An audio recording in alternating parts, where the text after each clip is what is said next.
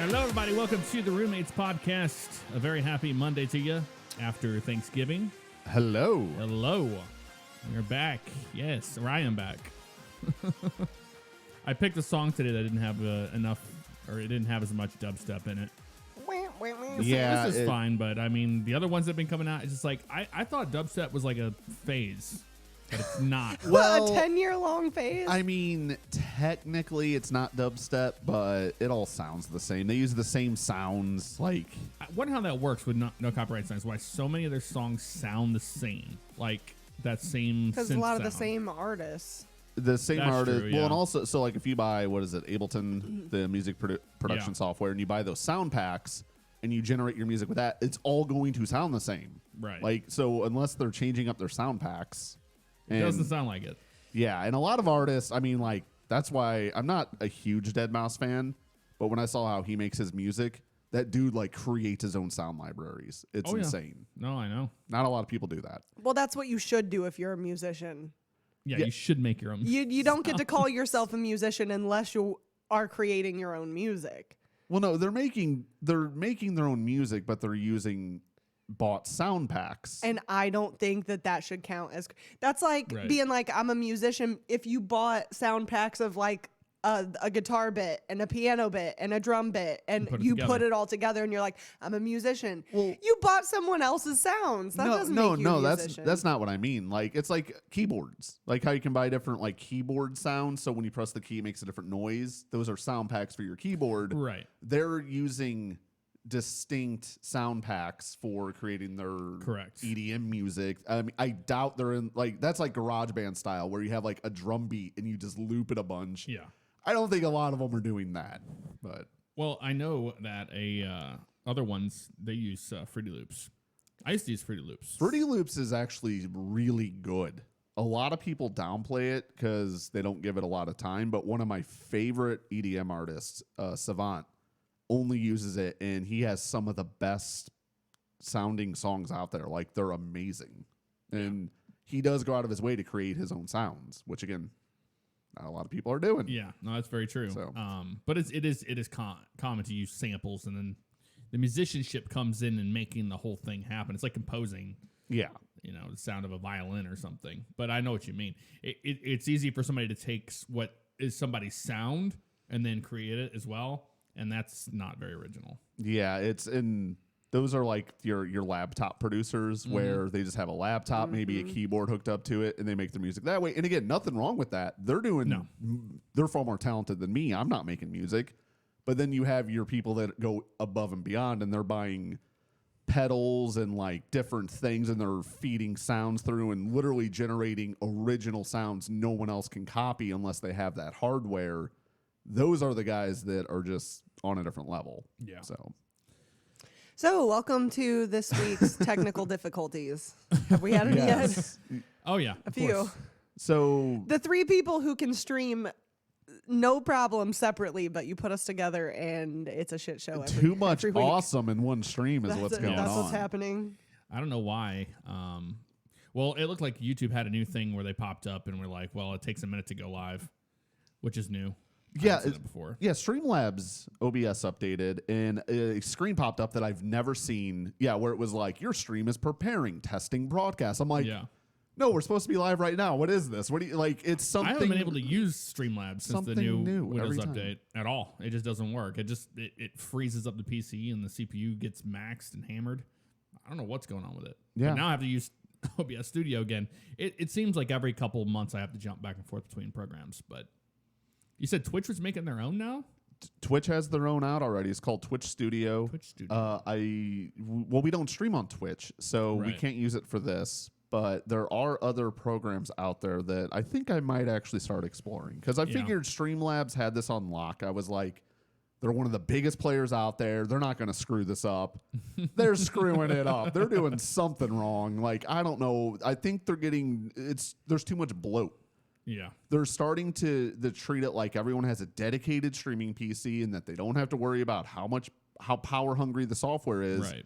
And if you don't have a dedicated streaming PC, it causes problems like what we've been having. Like we're on a laptop. It's not the most, it's a powerful laptop for its time. Yeah. But it's not the most powerful system. Just streaming this, it's having trouble keeping up. So I need to find some lighter weight software or something. So I've been using OBS Studio because it just works. Well, it's the original. All the others come from that. Yep. It's very true. Very true. Well, Thanksgiving happened, and Nicole made us a lovely Thanksgiving dinner. Yeah, I feel like I'm proud that we didn't skip out on the holidays this year. Like we had a Thanksgiving dinner and we've decorated for Christmas, but they were kind of last minute decisions. Like I went grocery shopping and I saw there were only like 3 turkeys left and I was like, I'll just grab one in case. And then I was like, well, I have it. I might as well make it. And so we did have Thanksgiving dinner together and then it was put up our lovely. Christmas decorations. Yep. So we're doing holidays. I'm proud of us. And I ended up streaming most of the day on Thanksgiving just because it was like it's one of the biggest days to stream on because everybody's home.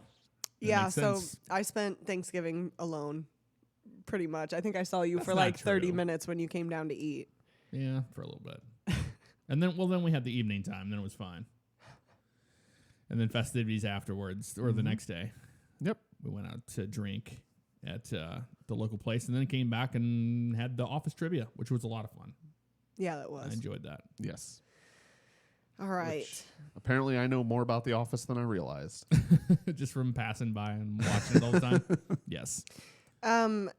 We didn't do Black Friday. You did. Yeah, I did Black Friday because I got your Christmas present.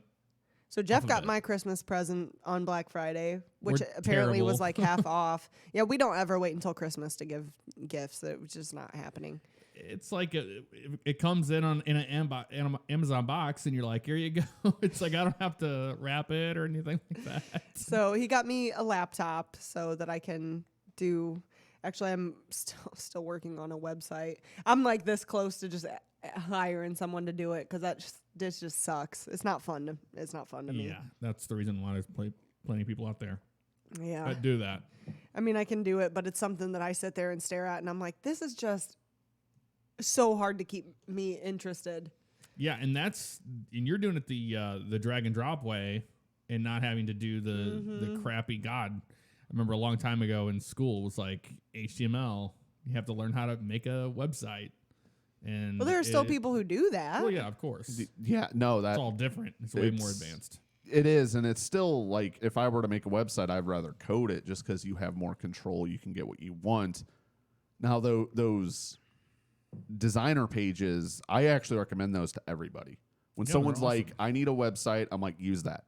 Because most people, they don't need something that's custom made, that is smart, dealing with databases, all that stuff. Now, if you're a business, then you got to work that into your budget eventually. Yes, you want to be paying someone to work on your site because it's going to need regular update. It needs encryption. If you want to be doing sales, like I want a lime green page with Times New Roman, white lettering. I want 2 Christmas gifts or clip art gifts of the like a you got to have like spinning guitars. Yes, that's what I'm talking about. Yeah, that's how websites were in the 90s. There are still websites today that still have that because they have never upgraded. Oh yeah, and that's the thing. So like if you're making a website for something small, something you do, even if it's whatever, if you feel you need a website, use one of those editors, build it yourself. If you're a business, you need to not do that because that's just bad business. But that's my opinion. Yeah.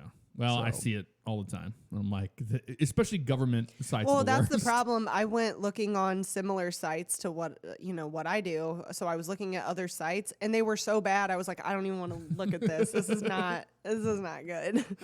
Like, I'm not a web developer, and I feel like I could do better than that. Yeah, I mean, I see that. Like, I've seen local government agencies that just still have that 2000s look. It's absolutely terrible. But it is indeed Cyber Monday. So I don't know if anybody's out there getting any deals, but from what we've seen so far, it's been pretty darn disappointing. What I've seen that looks like the biggest amount of savings are this year is in furniture. A lot of really good. Actually, there were some area rugs that were so cheap and they were really nice. They were like 75% off, and I almost ordered some because we've had to get rid of that one in there. Yep. And we don't have any upstairs anymore because we have carpet. But I saw some really good deals on that, and then like furniture stores are having amazing deals. But we don't need any furniture, and we're getting ready to move. So yes, I saw the Fortnite Nerf gun that was on sale for $10. And please tell me you got that. What a steal! I didn't get it, but I saw it. No, I went kind of Cyber Monday looking today because I was like, Cyber Monday, it's supposed to rival Black Friday. And Cyber Monday started, it was more in the tech space. Like it was Black Friday was traditional, and then Cyber Monday was like for the geeks and the nerds, and it was all the cool electronic stuff. It's been massively disappointing. I don't need 32 8-gig jump drives for $20. Like, come on. And then not to mention that you get nothing but like you're getting a lot of Chinese knockoffs of crap. And it's like, oh man, it's a mess out there. And Amazon's starting to get that way now where you can't even trust anything. You have to like go by what people say in the reviews or if it's an Amazon like trusted source of the seller, because there's so many like knockoffs. I wanted to get a memory card for the camera. And you got to go through so many hoops, and you go, what am I supposed to order? Everybody says this is cheap knockoff from China. It's garbage, and you have to just kind of just roll the dice. And if you get crap, you get crap. Well, that's what the price you pay for convenience, basically. Yes, no, it's very true. Shopping online. I'm not going to complain about. Well, I mean, shopping online, we did get groceries, and you got a sweet potato. I can't even bitch about that either. Like, of course, like because sometimes I will order groceries to show up at the house. Like if I know I have a big day the next day, I'll order groceries at night, and then they'll be dropped off in the morning, which is awesome. But man, I don't recommend it unless you're okay with like random shit showing up to your house. Like I ordered this bag of chips, and they were like sweet potato chips, but their replacement for it was just a single sweet potato. The actual sweet potato. Like, here you go, make your own chips, bitch. It was they do some pretty ridiculous stuff sometimes. So. That's a gamble, but you can't bitch because somebody is doing your grocery shopping for you. I know like that. That's a first world problem and a half. That's true, but I was thinking about that. It's like, if I were ever to get into like that kind of ride sharing like job, like Uber and Lyft is like you need to have people skills, and well, I mean you don't have to. We've been with people that don't, but you should have people skills and navigation skills, which again you don't have to have, but you just have to have a car and a driver's license, and you have a job. Well, the thing is, you gotta have a pulse, and you could be exactly. But the other side of the coin is, I'd much rather do DoorDash or Uber Eats or something. You don't have to talk to people at all except for at the door, and it's all paid for. It's done. You just go and you just pick up food and you drive some. That's so much easier than dealing with somebody in the back of your car yakking. Like, or some drunk people or whatever. Yeah, I'd rather deliver things than drive people. Yeah, you're like a pizza delivery person. You're just getting paid better than most pizza places will pay you. And you can even go and pick up at those places. It's very strange how everything has kind of been turning that way. But I think it's it's because our generation is slowly becoming insanely antisocial. We're like, we don't have to leave the house ever? Yes. Count me in. Well, there's actually truth to that. I know. A lot more than you think.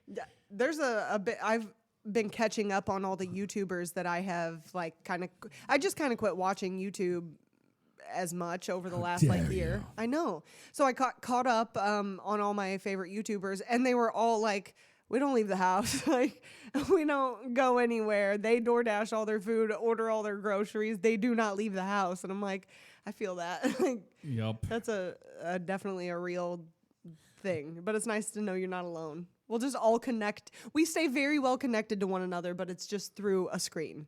Yes. And I'm fine with that. All my friends live in a computer. That's the way to keep them. And soon you guys will as well. Oh my God. I say friends are better with a barrier. That's true. I Build mean, a wall and stay behind it. You shut your computer off. You don't want to deal with them that day. Yep. Like, I'm done.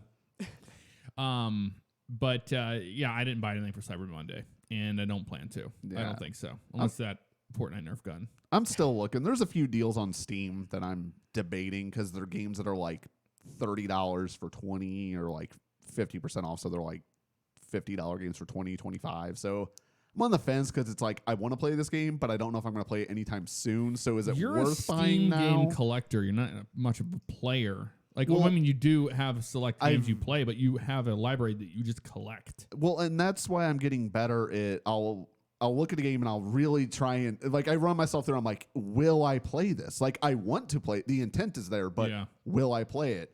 And if I'm not just like, yeah, I'm going to play it next week, then I don't buy it.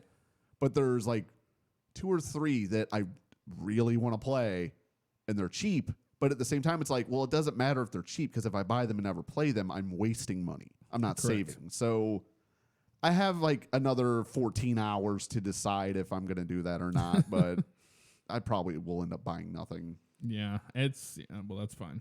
I'm fine with that. I don't need a lot of those games that are out there and they're pushing like on sale. Like there's a lot of crap.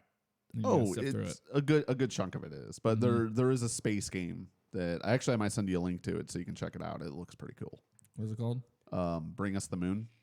Oh yeah, they were at PAX. Yeah, that one's on sale. Oh nice. So I might pick up that one because I've been really wanting to play it. Bring Us the Moon.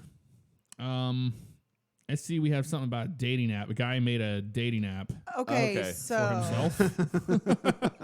So Dave has a story about a guy making a dating app his own. And I was reading the story this week about people complaining how a lot of dating apps don't like they don't really filter people very well. Like you can what started this whole thing off is that one of the people on the app was discovered to be a 3-time convicted rapist, and they were saying like how dangerous this is. It's like big dating apps like Tinder, Plenty of Fish, OkCupid are all people.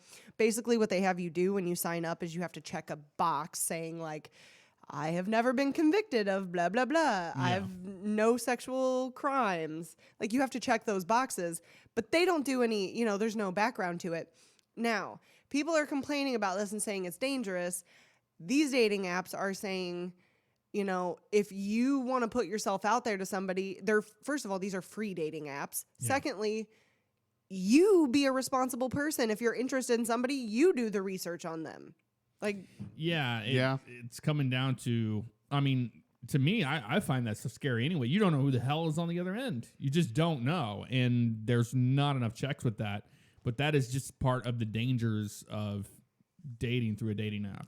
I think dating in general is dangerous. It's true. I mean, you can know somebody for 10 years and then all of a sudden like find out they have a second life. That happens to people. Yes. So just because you know somebody doesn't mean you know somebody and should trust them. Don't trust anybody. Yes. But it's easier through a dating app to lie.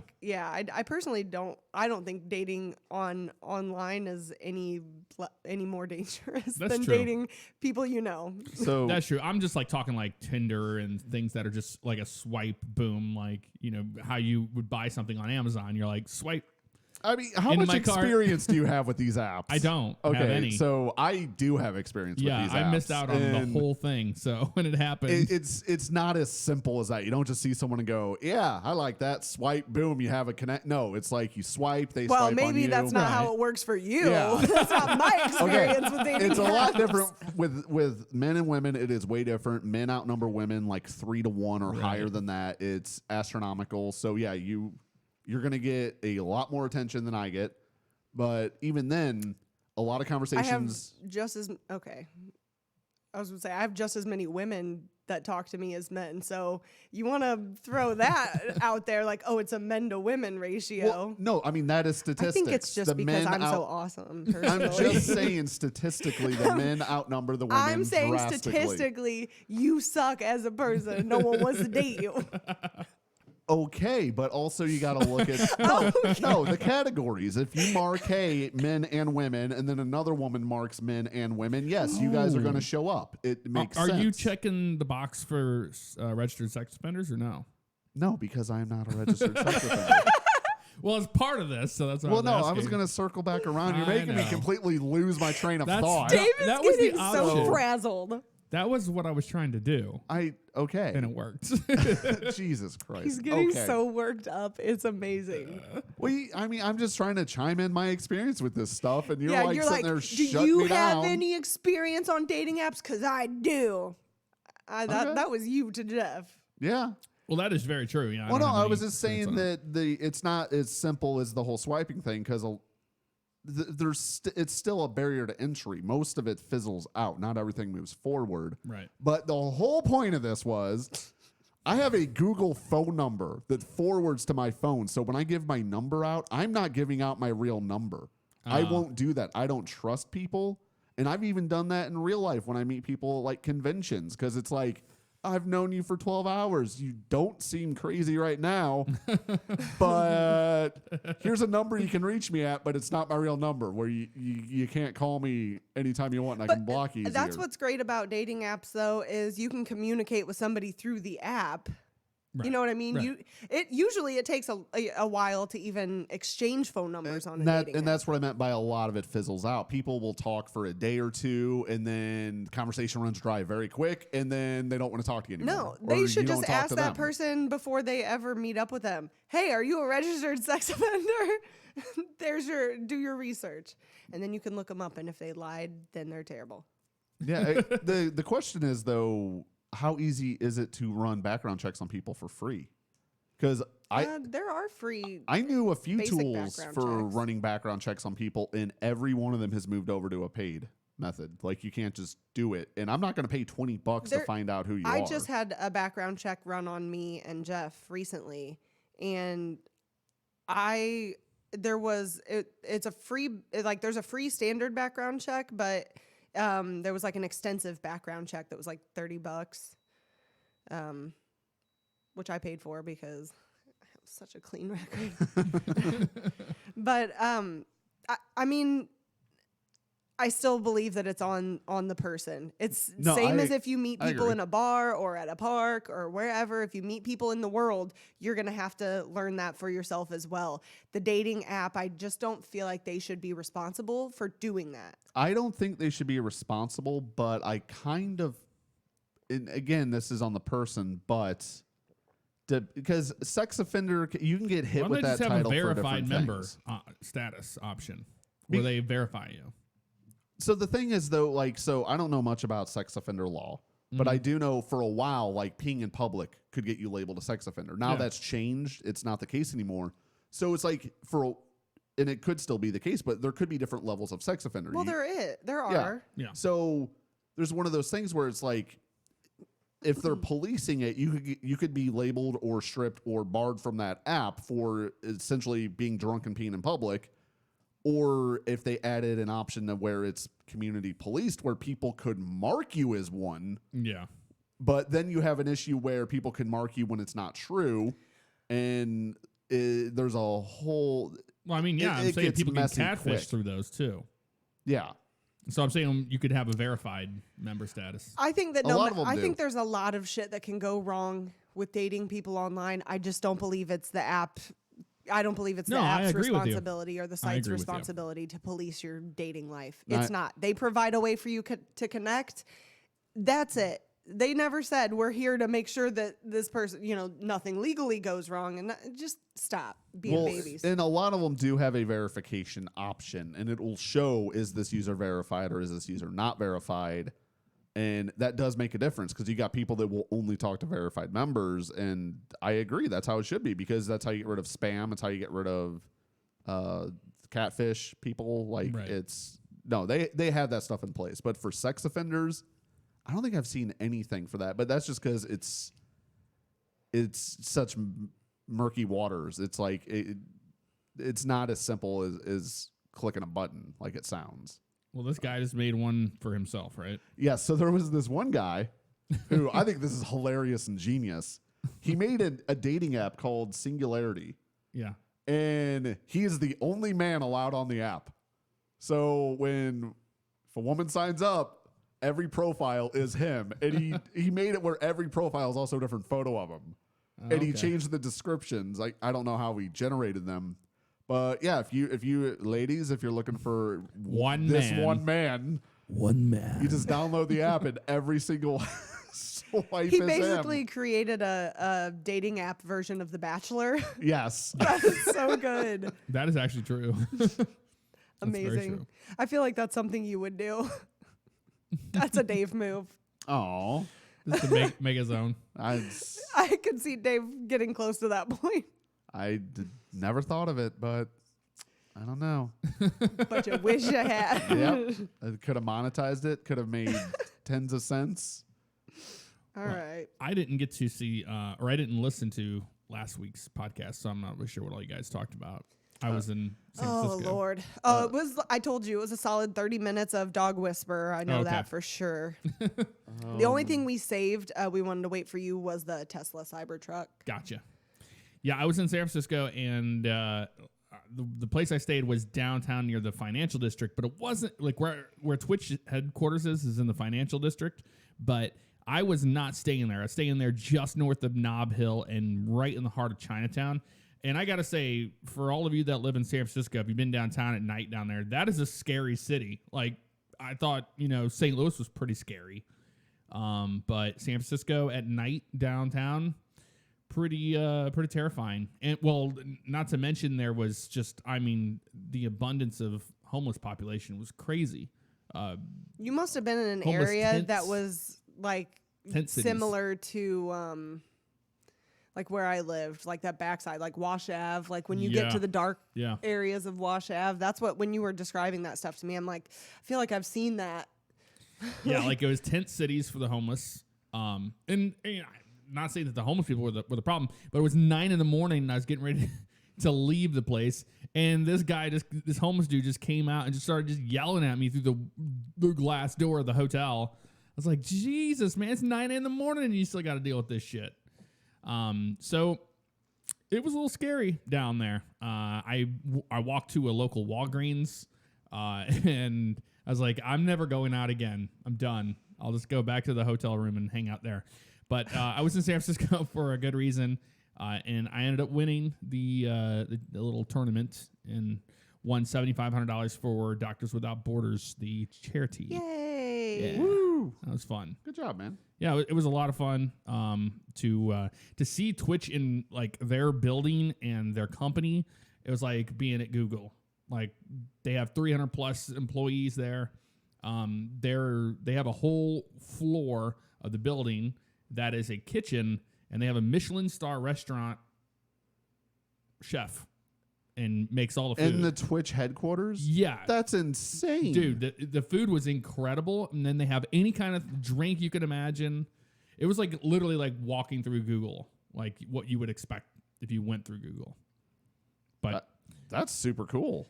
I had no clue because Twitch used to be such a small little thing, and now it's so massive. Yeah, they were hoarding their Red Bulls. Yeah, I remember that at PAX. But they ever since they got bought out by Amazon, they're like, man, yeah, the money's nice. It's crazy. So as far as what the takeaway is that Twitch is growing insanely. And if you're on the platform and you're doing your thing, good luck, man. Keep doing it because there's some good things coming to those that are a part of it. But the Cybertruck, I know you guys were waiting to talk about the Cybertruck. I personally like it. I like it too. I think it looks very futuristic. It's like in school, they're like, hey, draw what you would think of a future vehicle. Well, I had it listed here. I don't have it saved now, but it was Ford had posted like a tweet to Elon saying, let us pick, because in the video it showed, the Cybertruck towing a Ford, whatever, whichever Ford model it was. I'm sorry. But anyway, Ford was like, let us pick a truck that's of the same, engine and everything and see, basically let's do a tug of war against each other and see what happens. But Ford is saying they want to do their own. They're like, send us one of your trucks and we'll make our video and see what happens. It was funny. And Elon did like the tweet or retweet it or something, but he never responded. But I think that would be amazing. Mm-hmm. Well, I saw them do the one to the F-150 and it's an electric vehicle. It's just straight torque. It's going to destroy it, and it does. It just pulled it up the hill like no problem. Well, it's what kind of bothered me is like people were just ripping on the overall aesthetic and design of it. And it's like, it does look like a Halo Warthog, I will agree. Yes, but I think that Halo Warthogs are badass, and I wish I wanted one. I was about to say, is that not a pro for this truck? Because I did see the photoshopped meme where people added the Master Chiefs in it. Yes, it looks really good. So they did say that it was unpainted. That the facility that did the painting was shut down for something with the environment, like they couldn't be painting at the time. So aside from that, though, I think it looks really good. Like, it kind of reminded me of the early Hummers when they were more military looking. Yeah. But, yeah, I would drive one in a heartbeat. All the people that are like, oh, looks like the first car I drew in first grade. Burp, burp, burp. It's like... That is true. Okay. Usually kids draw what they think is awesome. So how is this thing not awesome? There has to be a reason why he chose that design. I mean, aerodynamically. Well, apparently it's bulletproof. Yeah. Except for if you throw... The thing though is, and I don't know how true this is because someone else I heard pointed this out.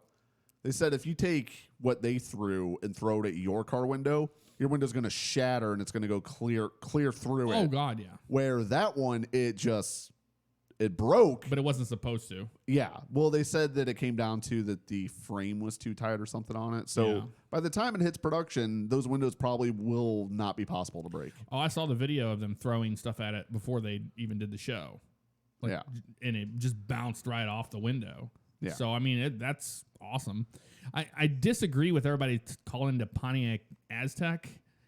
I mean, it doesn't look like an Aztec to me at all. I think that's a bit of a stretch. Just the fact that you can camp with it on the road. Well, just the fact that you can camp with it. Oh yeah, that's why they're like, hey, it's the Aztec, it's back. But I mean, the only thing to put the Aztec on the map was Breaking Bad. That was it.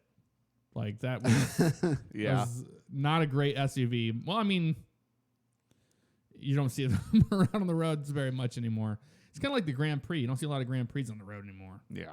That year for Pontiac wasn't very good. I feel like Grand Prix lasted a long time. I feel a lot of people I knew had Grand Prix that were did for a while. Well, Grand Am's not a Grand Prix, right? Yeah, they're like sisters. They are, like sister cars. That's true, but either way, I saw a lot of people driving those. They just don't. I'm sure they don't make parts for those anymore, so they've slowly died out. But I knew people who had them for 10, 15 years. Yeah, well, the Pontiac's gone, so yeah, no one's making parts for them. There might be a third party that's producing parts, but I'm sure it's getting to where it's expensive. And those cars, I mean, like my Grand Am ran great. When I sold it, it still ran great. I'm saying you just don't see them on the roads anymore. Yeah, they're slowly cycling themselves out. People don't want to spend the repair cost. Yeah. So yeah, they're slowly disappearing. I mean, they're turning into like Yugos. Like those no one has those. Those are just gone. Well, as far as the Cybertruck goes, I think it's awesome. The gimmick of like you only have to put $100 down to hold it is funny because they have all these pre-orders, and you know everybody's going to back out of that. Well, that's every Tesla car. Model 3, Model S, Model X. It was always you put a small payment down, it reserves you a spot in line, and then when it gets to you, you then are presented the actual paperwork, and you got to go through the payment stuff. So even if a ton of people do it 5 times over what they can produce in a year, it doesn't matter because a lot of people are going to drop out, and it just moves right to the next person, and they're gonna sell out. They're gonna sell out every single car, and they're affordable. Yes, like real cheap. They start in the mid-40s for the most packaged version, the one with the extra batteries for double the distance, everything. It came out to around 70 for the most decked out one. Decked out version you could get was 70. I would have no issue with eventually trading our truck in for a Tesla. No. I would love especially knowing they have a truck. Like you wanted a Tesla, which is awesome. I just love having a truck, especially with 2 big dogs. I can, like, I just feel like it's more. As many people told us that we would never use that truck for its purposes. We use the hell out of that thing. The bed of that truck is used all the time. Yeah. Yeah. Like we went from an Eclipse to the Ram. It was such a huge night and day difference. Yeah, I love, especially with anytime we go to the beach or do anything. Yeah, we throw cooler in there, and anyway. So knowing that Tesla is going to have a truck option, fuck yeah. Sorry, Dodge. I love you. Or sorry, Ram. Ram, yeah. But I would move over to Tesla in a heartbeat. Tesla is producing almost one of everything in every category. They're working on a big rig. Like yeah, I've seen it. That thing's been in development for a while. It's gonna. People are saying it's gonna take over. It was very controversial. People just losing their mind. Well, when I do an American Truck Sim video anyway, it's already has the audience of a lot of real truckers, and they really see that as a threat to their jobs. I hate to say this, but they should, because it's gonna start with an electric big rig, and then it's gonna have the self-driving added to it.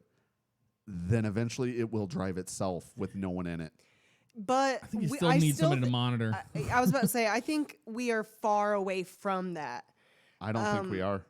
I think it's far away before they okay cars to be driving themselves long distance. I do, with no one at least being in the vehicle. I think it's going to be. I would look at the self-summon. I would feel okay to say 10 years before that's even going to be something the government allows to happen. I mean, I have no reason to think this, but I think in the next 3 years, we will have partial full automated delivery to where the big parts of the country where it's nothing but straight highway for 1,000 miles or whatever it is, like going through like from the Midwest to the West Coast. Who's unloading the delivery trucks? No, no, there will Robots. be. I'm not saying there won't be any people. I'm saying that the trucks will be loaded. It'll be a self-driving truck. It'll drive 1,000 miles of stretch highway. I'm agreeing that the vehicles will be driving themselves. Yeah, no, but I'm saying I think it's going to happen sooner than what you predicted. Now, people, I don't think are going to be phased out completely because city driving is a lot more complicated, all that. But I think for the long stretches of delivery trips, that is going to be phased into automation very, very quickly. That's not what what did I say, Dave? What did I say? You said it would be 10 years before that would happen. I said it would be 10 years before what would happen? It gets approved by the government. No. Oh. What I said is not that they won't be fully automated and driving. That's already happening. What I said is it will be more than 10 years before these trucks are allowed to make those trips without humans. Oh. Yeah, you will need a human in that vehicle. Yes. I think that's the way it will be for a long time. Especially the fact that I think they'll drive themselves, sure, but I think there will be a human having to be with that vehicle. I don't see that not happening for over 10 years. You're going to have to charge it too. Like currently right now they can't go coast to coast. They couldn't. Well, on a single charge, no. Yeah, so you're going to have somebody to actually physically charge those things as they're driving. So you're always going to have somebody to automate it. I mean, airplanes are pretty automated today, but you have two pilots up front to make sure nothing goes wrong. Right. Well, it's, with the Teslas, though, I mean, honestly, I think it could be automated 100% and remove people. I think that could happen literally today. I don't think so. But I've seen the self-summon, and it's pretty scary. Okay, I'm talking. So I'm not saying everywhere. I'm saying in certain cases, like, you could easily have it to where, and I'm not saying to get rid of people completely. Okay, load the truck up. There's going to be people there. At its destination, there's going to be people. At a recharge station, there could be people. Now, as for even it charging itself, the home chargers, you can literally get out of your Tesla. It will park itself in your garage and connect to the charger all on its own. And then you can summon it from your garage where it will disconnect from the charger and drive to you. In theory. I mean, it does work. Sometimes. Well, and that's what I'm saying. Like, I see this happening first in very niche cases, and that's why I think 10 years is a very good probability. I don't think it's going to be before that. It's just with the way things are moving. Now again, government is slower, so government could slow it down. Oh God, I agree. But encroaching on the fossil fuels. But I'm not saying that any of that stuff won't be.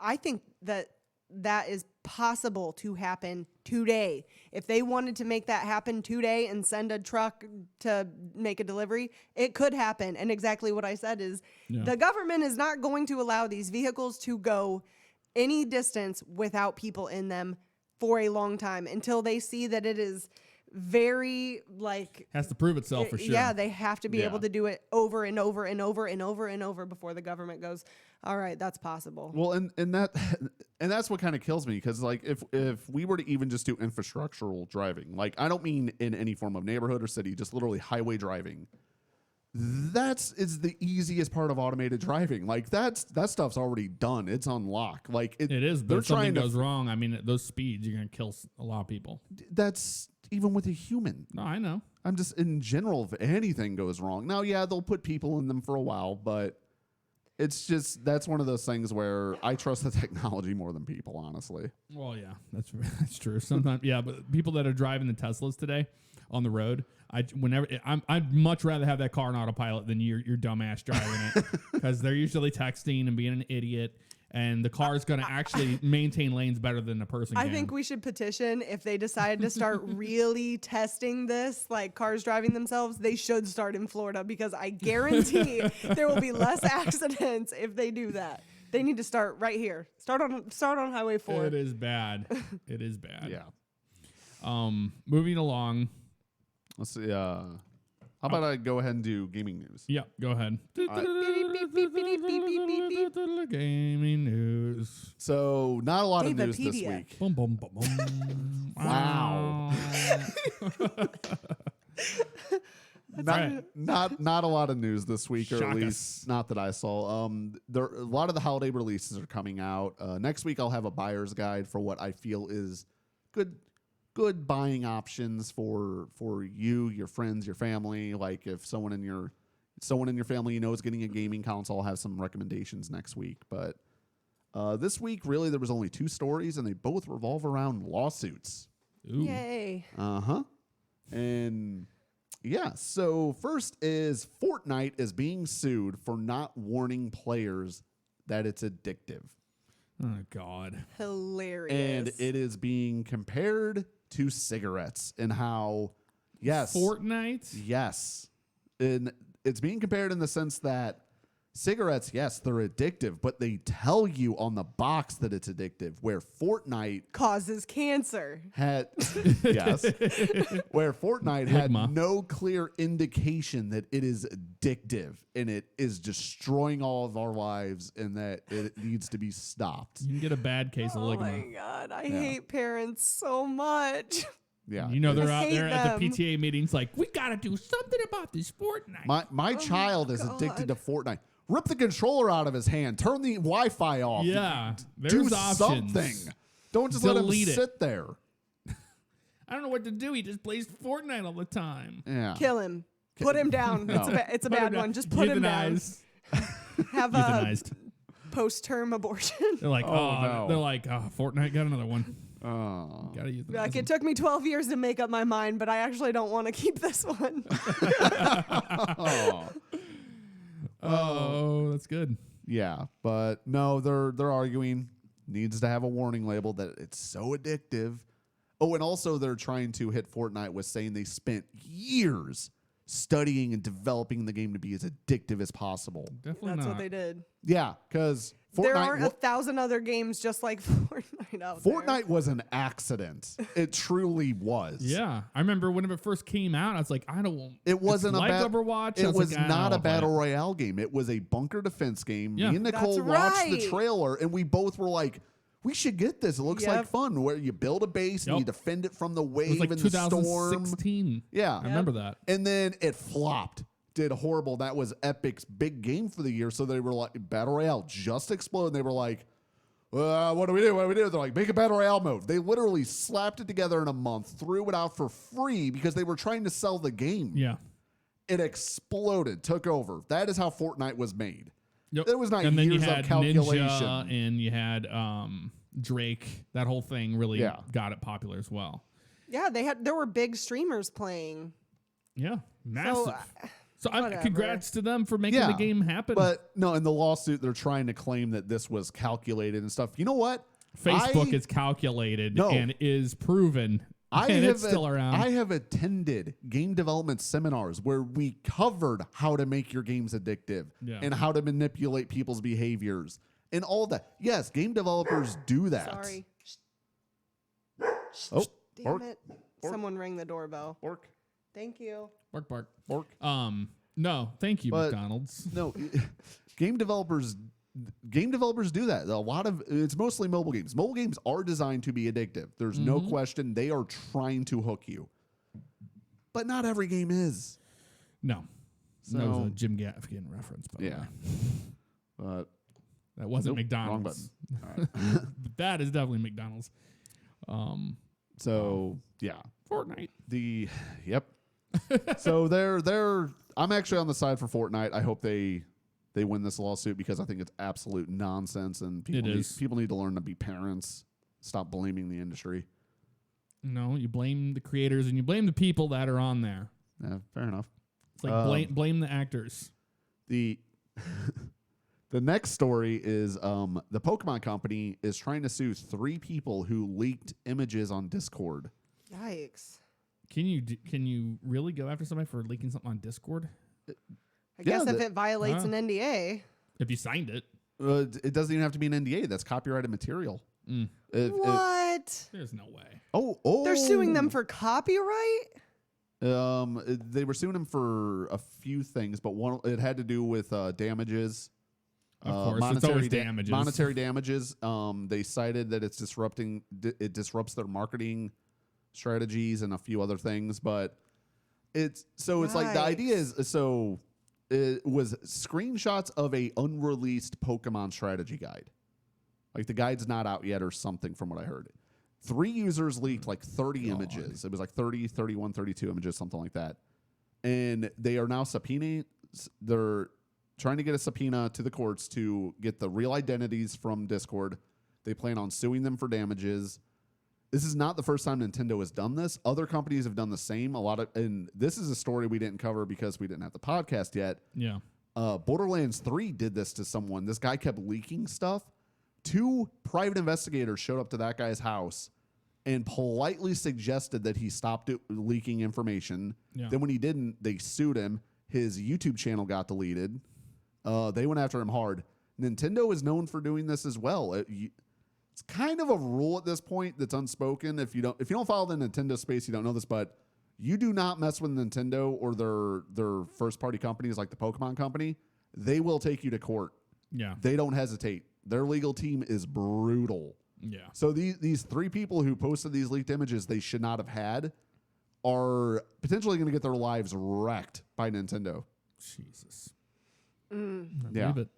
I believe it, and I know Nintendo will do that. Yeah, they don't care. They went after the ROM sites where they sued a married couple who just ran a ROM site. They didn't provide the ROMs. It was kind of like a YouTube situation. They had the site. People would upload ROMs. They sued them for, it was like $6,000 a ROM. It came out to like in the tens of millions. Yeah. They went after this couple for. Like, lovely. They will defend their properties till you are dead. Yeah. And this is why I'm happy that I have distanced myself from Nintendo in the last 10 years. Like, they just have. They want to regurgitate Luigi and Mario until it's no longer ever feasible. Well, I mean, each iteration is a little different. And that's the thing, like this new Pokemon is actually, it created waves in the Pokemon community. It's too different. There was a whole movement they were calling Dexit because they didn't add every Pokemon to this game. It's the first time the full Pokedex wasn't in the game. So there was boycotts being organized. Like a lot of people are mad at this iteration of Pokemon. But because in this iteration, there's like a new feature and the stuff that was leaked was revolving around this new feature before Nintendo had announced it. Yeah. And that's why Nintendo's saying it disrupted their marketing campaigns because they're all about generating that hype train so their stuff sells. And they claim that this took the momentum out of their marketing strategies and that it has caused severe damages to their bottom line. Jesus. For posting images in a Discord. Yeah. Oh my God. Well, I mean, I'm part of like so many different Discords. How did they find that? It must have been a very, very big and popular Discord. Or maybe it was the official Pokemon Discord. I don't know. I didn't really check, but Jesus, it drew the attention. How are you finding this? And in the lawsuit, it also claimed that they have used third-party investigators to track down the identities of the people who posted. So they're also hiring private investigators to track these people down. Jesus. Oh, so these people are going to get a knock on the door, and someone's going to just be like, "Ding dong, your life's over." You know, I'm part of different Discords, and this is a little off topic, but something I did want to bring up that is it's very prevalent in younger generations, but it was something to do with the new flight simulator that's coming out, and somebody's like, it's so overrated. I'm like, how is something that hasn't even been released to the public at all overrated? How is it overrated? It hasn't even had any chance to get on the market, to even prove itself, to do whatever it wants to do, and it's like, it's overrated. I that's unreal, and it's like I was trying to have a conversation about it, but you can't, because it's that disconnect in the brain where they're like, but it's a disconnect in their brain where they're like, no, I mean, it shouldn't be hyped. Oh, so people are not allowed to be excited about something ever. Heaven forbid that happens. I hate it when people say that. Like, oh, I hate that this is being hyped up so much. So then don't be part of it. Yeah, go away. People who want to, misery loves company. They want to. Yeah. They're unhappy with life, and so they want to attack something you care about. But that is just very prevalent in a younger generation. I know for a fact, and on Steam. If you want, like, the Steam reviews, I've never seen a Steam review. I'm like, well, glad I'm not going to get that game because that guy didn't like it. I don't trust anybody on that Steam review nonsense. I don't think negative responses to things are a younger generation thing. I feel like I see that equally among all ages. We have a very close friend who doesn't want anyone to enjoy anything, and I'm not going to say his name, but you know who I'm talking about. I want to talk about well, I was coming full circle to it because with the flight sim thing, the same thing is happening on the other end where there's a bunch of old codgers and they're like, shoot it down before it even gets off the ground. Like, I just don't share that kind of mentality where I'm like... But I think there are other people out there who are the same as you. They're excited and look forward to something new. And I say those people are idiots, but they feel bad for them. Their life sucks. Yes. They're just going to go through life being sad. Yes, but I just wanted to get that off my chest because that happened today, and I was like, ugh. But moving along, let's talk about the streaming record was broken by Giant Waffle. Yep. Woo. 19 hours a day for the month of November.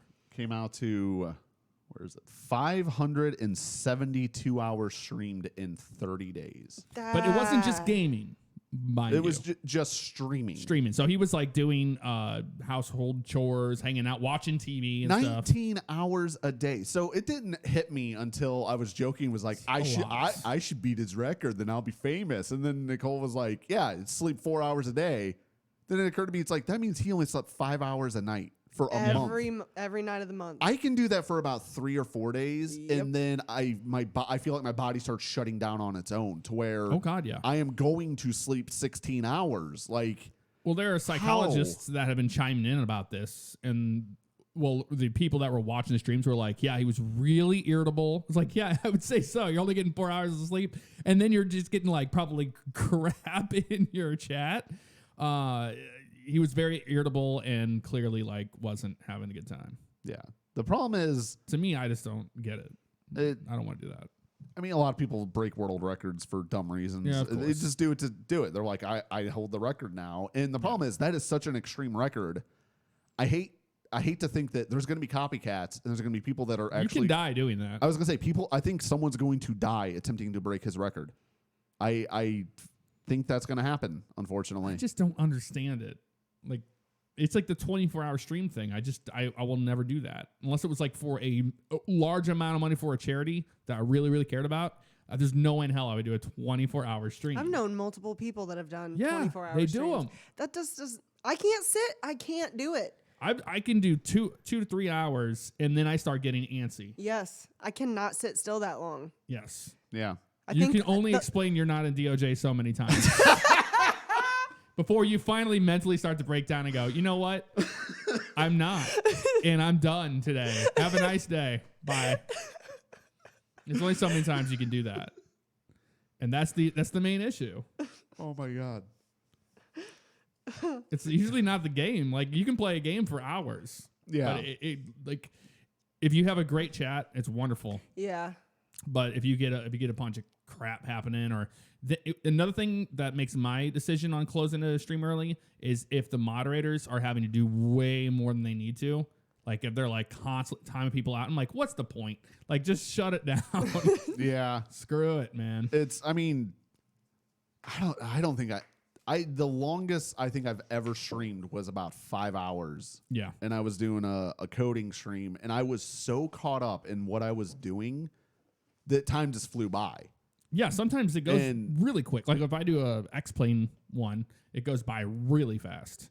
Yeah, but overall, like even if I'm like doing RP or just gaming or something, it's like 2.5 around that point is when I start noticing like I start getting like kind of like I don't want to sit anymore, and then I look over, I'm like, oh, it's been 2 hours. Like it's more of I subconsciously start being done, right? Where maybe I do want to keep playing and stuff, but like it does start getting to me where it's sitting there that long. I don't think I could do a 12-hour stream unless I had it like no. if I had like the camera from my phone on a selfie stick, and I could be like, all right, now let's go to lunch and take them with me, get full permission from the place and the owners and the staff. So when Twitch bans you, you can go and tell them you had permission. Yeah. And permission from Nintendo, depending on what shirt you're wearing that day. So yes, of course. But to me, it's so strange. And I was just talking to Nicole about this the other day. I was like, whenever you get done with the stream, it's crazy. Sometimes it's such a blur and it goes by so fast. You're like, God, I wish I would have done a better job of like playing the game or whatever. Like that time when you're in the moment of streaming, I don't know if it's like splitting doing the multitasking of following a chat and playing a game at the same time. But I usually have zero recollection of what happened. Oh yeah. Yeah, like no, literally I know an hour exactly after. It's like a dream. It's like an hour after. I'm like, I don't even remember what even happened. I don't remember. Yeah, I've gone and read comments and other things, and like even just talked with people like after streaming, and they'll be like, "Oh, when you did this or when you did that," and I'm just like, "I did what? Like, I don't remember." Yeah, like I almost feel like to multitask, you turn your brain into like.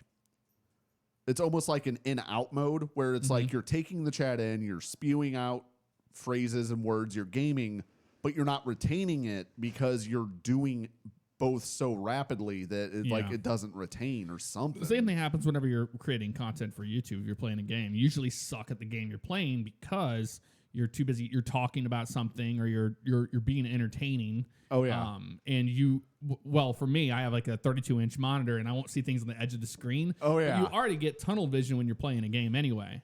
I love, so that happens to all of us, and I love the comments when people are like, "You suck at this game." Yeah. It's like, if I had time to play it. Yeah. I'm not just playing it. I'm also, like you said, you're entertaining, you're talking. Yeah. And it's great because like I watch a lot of Game Grumps. Yeah. I know you guys have watched it. I watch way more than you guys. I'm like a daily watcher at this point. But they've even covered this. Yeah. And they joke about it. They're like, "Oh, here come the hate comments." They're like, people telling us how bad we suck at this game. They're like, "You do it. You talk for an hour and play. You're not going to be good at it either." So it's hard to be good at a game and to commentate it and talk at the same time. And then people go, "Well, then just don't talk. You talk too much." It's like, well, that's what you have to do that. Otherwise, you're just uploading gameplay content. Yeah.